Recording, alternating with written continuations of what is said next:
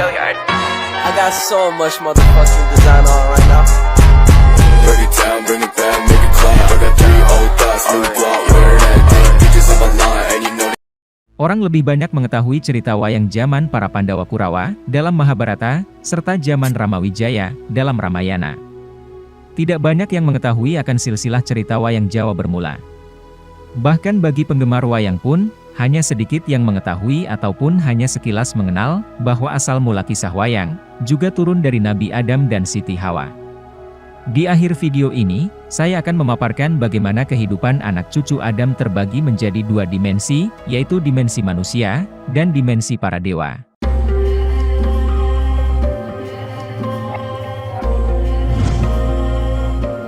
Banyak orang zaman sekarang yang menganggap kalau cerita dalam wayang hanyalah fiksi, legenda, atau mitos, terlebih kisah para dewa.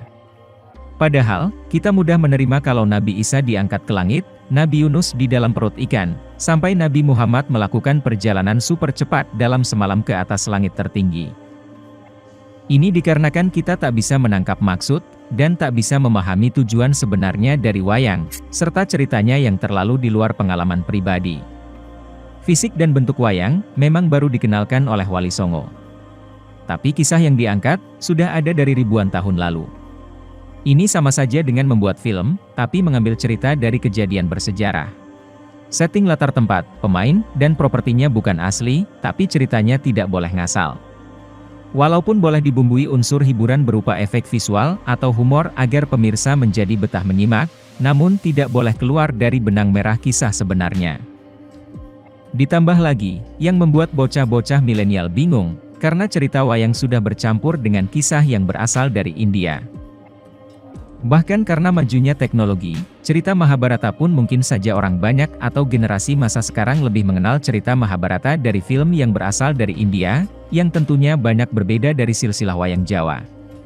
Penetrasi teknologi telah menembus dan mengkoyak tata silsilah, yang pada zamannya telah dibumikan ceritanya oleh para empu pedalangan Jawa supaya lebih kena terhadap budaya setempat, dan sesuai dengan kearifan lokal. Silsilah wayang Jawa tidak memisahkan antara Mahabharata dan Ramayana seperti halnya yang terjadi asalnya. Kedua cerita yang berbeda kitab dan berbeda penulis, oleh empu Jawa telah diaduk dalam satu menu cerita wayang. Untuk itu, simak video ini sampai selesai, agar mengerti penjelasan selengkapnya. Seperti diceritakan tadi, bahwa wayang Jawa berasal dari zaman Nabi Adam.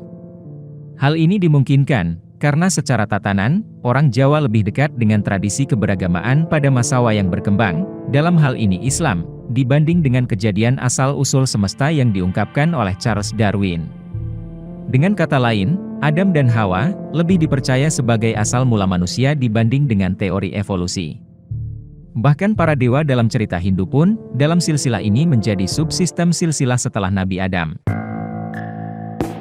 Identitas Nabi Adam dalam dunia wayang Nuswantara adalah Sang Hyang Adama. Kisah Nabi Adam dalam dunia wayang Jawa disusun oleh Ronggo Warsito dalam serat Paramayoga, yang diambil dari berbagai macam kitab dan diurutkan berdasarkan waktu kejadian. Isinya diambil dari Kitab Jitabsara karangan Begawan Palasara di Astina, Pustaka Darya dari Tanah Hindustan, Kitab Miladuniren dari Najran, Kitab Silsilatul Guyub dari Selan, Kitab Musarar Prabu Jayabaya Kediri, serta Kitab Juz Al-Gubat dari Rum. Dari kitab-kitab tersebut, diambil sebagian yang ada hubungannya dengan kitab Paramayoga saja, juga mengambil berbagai macam hikayat dan riwayat hidup, lalu diurutkan berdasarkan perhitungan tahun matahari dan bulan. Kitab Paramayoga menceritakan perjalanan hidup Nabi Adam, setelah itu paralel dengan kisah para dewa sampai dengan keturunannya, lalu masuknya manusia pertama ke Tanah Jawa sampai dengan awal mula Tanah Jawa ditinggali oleh manusia. Cerita dibuka sesuai yang ada di Kitab Jitabsara, Nabi Adam atau Sang Hyang Adama, setelah mendapat pengampunan dari Tuhan Yang Maha Kuasa, lalu menjadi khalifah di negara Kusnia Malebari, merajai hewan-hewan. Yang Nabi Adam makan, hanya yang keluar dari mukjizat. Dalam Kitab Jitapara disebutkan, berasal dari berdoa. Di sana Nabi Adam menggunakan perhitungan tahun 2 macam, tahun matahari dan tahun bulan. Ketika zaman itu, bernama zaman Tirta Yoga. Yang berarti jagat yang tergelar masih kosong, didasari makhluk yang bernama manusia. Di sana hanya terdapat 4 warna yaitu, Surya, Chandra, Kartika, dan Bawana. Disitulah Nabi Adam dan Siti Hawa diturunkan ke bumi dengan kesalahannya, karena memakan buah kuldi. Maka mulailah beliau beranak pinak. Setiap Siti Hawa melahirkan, bayi dalam keadaan kembar, atau berarti setiap kali mengandung beliau melahirkan 2 bayi lelaki dan wanita. Kelahiran pertama, anak lelaki tampan, sedangkan yang perempuan juga cantik. Lahir yang kedua, yang lelaki dan wanitanya keduanya buruk rupa. Demikianlah secara selang-seling Nabi Adam dan Siti Hawa melahirkan pasangan demi pasangan, tampan dan buruk berganti-ganti. Setelah anak Adam dan Siti Hawa semua dewasa, maka kehendak Adam adalah mengawinkan anak-anak mereka secara berselingan. Artinya, yang tampan dijodohkan dengan yang buruk, dan yang buruk dijodohkan dengan yang cantik. Tetapi kemauan Nabi Adam ditolak oleh istrinya, yang buruk akan dijodohkan dengan yang buruk juga. Demikianlah mereka berdua dalam menjalani kehidupan di bumi. Tetapi rencana yang berubah karena pertentangan itu pun, diatasi dengan sayembara. Kama Adam dan indung telur, dikeluarkan oleh keduanya, dan masing-masing ditempatkan dalam 2 buah cawan. Selanjutnya mereka bersemedi memohon keadilan. Cawan siapakah yang akan berubah isinya menjadi bayi, maka manusia itulah yang harus menjadi panutan. Dialah pertanda manusia yang sempurna, dan diizinkan oleh Zat yang Maha Sempurna. Setelah mendapatkan wangsit dari penguasa alam semesta, keduanya mengakhiri semedi. Kejadiannya selanjutnya adalah, Kama Adam berubah menjadi seorang bayi, sedangkan indung telur Hawa berubah menjadi darah. Bayi lelaki dinamakan Sits, dan mendapatkan wahyu kenabian. Kehendak yang Maha Agung, karena Sits mendapat wahyu kenabian, maka disebut Nabi Sits.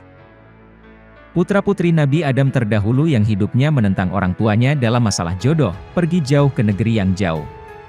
Mereka menyembah berhala. Ada lagi yang bernama Kabil, berebut jodoh hingga tega membunuh saudaranya, Habil. Kabil terkena kutuk terjepit bumi dan menjadi kerak neraka. Kasian. Diceritakan, Nabi Sits, satu-satunya keturunan Adam yang tidak lahir berpasangan. Beliau mendapatkan istri seorang bidadari, yang bernama Dewi Mulat. Suami istri ini mendapatkan 2 orang putra, bernama Said Anwas dan Said Anwar. Turun dari Said Anwas adalah para nabi dan para raja, di antaranya Nabi Idris, Nabi Nuh, Nabi Ibrahim, Nabi Ismail, Sultan Kinen, Sultan Barat, Sultan Muntawasal, dan lainnya. Sedangkan Said Anwar, inilah sosok yang mengawali pemisahan antara para nabi dengan para dewa. Said Anwar adalah sosok yang sangat menggemari pertapaan, atau olah kerohanian. Cita-cita yang sangat tinggi, menjadikannya orang yang terkemuka di dunia, tidak ada orang lain yang sanggup mengungguli kesaktiannya, semua kemauannya haruslah terlaksana, dan didukung semua kemauannya oleh Tuhannya. Ia bahkan ingin hidup abadi. Untuk itu, Said Anwar pergi dari negaranya. Dalam perjalanan, ia bertemu dengan malaikat Ngajajil, yang kemudian membawa dirinya ke sebuah tempat bernama Alam Lulmat, atau Alam Siluman. Di sana sangat dingin dan gelap, karena sinar matahari hampir tidak pernah sampai di sana. Ngajajil menunjukkan sebuah tempat di Samudra Arktik dekat kutub utara bernama Maukayat, yaitu tempat air kehidupan, atau disebut Tirta Marta Kamandalu. Malaikat membuat Said Anwar meminum air ini, dan juga mandi di dalamnya. Lalu dia memberinya sebuah kendi atau vas permata kecil, Cupu Manik Astagina, yang dahulu milik kakeknya, yaitu Adam. Said Anwar mengisi wadah kecil ini sepenuhnya dengan air kehidupan, setelah itu mereka bergegas meninggalkan tanah Lulmat. Di dalam perjalanan, tak jauh dari tempat itu, sampailah ke sebuah batang pohon gundul, tanpa daun, bernama Rewan. Akar pohon ini disebut Lata Mahosada, yang menjadi dasar segala kehidupan dunia. Dikisahkan, ketika akar ini dipegang pada seseorang yang meninggal sebelum waktunya, ia menjadi hidup kembali. Jika pada awalnya Cupu Manik Astagina, air kehidupan Tirta Marta, dan akar kehidupan Lata Mahosada ini hanya milik para dewa, sekarang Said Anwar juga telah menerima 3 pusaka ini, dan sangat senang dengan pemenuhan keinginannya itu. Dia pun kembali pulang menuju Kusnia Malebari. Tetapi dalam perjalanannya, bagaimanapun, dia tersesat dan terus mengembara selama bertahun-tahun hingga zaman Nabi Idris. Suatu hari, saat berdiri di tepi lautan, dia melihat dua malaikat yang jatuh dari langit, Haruta dan Maruta. Mereka mengajarkan ilmu tentang penciptaan alam semesta, dan seketika itu juga Said Anwar meminta mereka untuk menunjukkan jalan menuju ke surga atau nirwana. Mereka menyuruhnya untuk mengikuti Sungai Nil ke sumbernya, karena Sungai Nil itu naik ke nirwana. Said Anwar pun berangkat, dan sampailah di sebuah rawa yang sangat luas Jambiri Jahiri. Di sebelah selatannya ada Gunung Rendah, Gunung Kapsi, tempat Sungai Nil berhulu. Said Anwar naik ke puncak. Di sana ada ngajajil yang dikelilingi oleh api yang menyala-nyala, menampakkan dirinya sebagai kekuatan Tuhan langit dan bumi. Said Anwar meminta ngajajil untuk memperlihatkan nirwana, di mana Tuhan Allah Ta'ala menganugerahkan kepadanya sebuah permata bersinar yang disebut Retno Dumilah, yang berisi gambar surga dan neraka. Said Anwar dimampukan oleh Tuhan untuk memasuki permata ini, dan dengan demikian dapat melihat surga dan neraka. Melalui permata ini Said Anwar mampu membuat apapun yang dia pikirkan menjadi nyata, apapun yang dia inginkan untuk terwujud, dan terbebas dari mengantuk dan kelaparan. Dia diberi perintah dalam segala jenis rahasia, dan segera pergi untuk tinggal di Jajirat Ngariat, alias Pulau Sepi, di Samudera Hindia di sebelah barat Hindustan. Di mana, selain keabadian, dia juga mendapatkan penyatuan dengan dewa dan mendapatkan nama Sang Hyang Nurcahya. Dari sinilah, asal mula cerita dewa dimulai, dan terpisah namun tetap terhubung secara paralel dengan dunia manusia.